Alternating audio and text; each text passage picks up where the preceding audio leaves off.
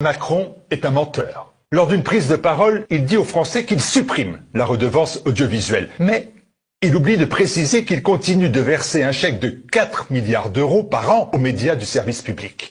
4 milliards que nous payons avec nos impôts issus dorénavant de la TVA. On veut donc nous faire travailler 2 ans de plus parce qu'il manque des milliards dans nos caisses de retraite, mais des milliards partent en fumée pour financer les copains et les coquins de l'audiovisuel public. Les coquins, ce sont ceux qui dilapident notre argent. Ils se versent des salaires énormes, engagent des projets fous comme la plateforme vidéo Salto, vouée dès sa naissance à l'échec. Un désastre, un fiasco de 170 millions d'euros de pertes nettes et aucune sanction, notamment à l'égard de la présidente de France Télévisions, Delphine Ernotte. Les copains, ce sont ceux qui profitent de notre argent. Comment expliquer que le service public a donné de l'argent pour plus de la moitié des productions de Bernard-Henri Lévy, des centaines de milliers d'euros déversés en pure perte pour lui, mais aussi pour les documentaires de son épouse, mais aussi pour ceux de son principal associé? Comment expliquer cet abus de copinage de la part de la firme BHL?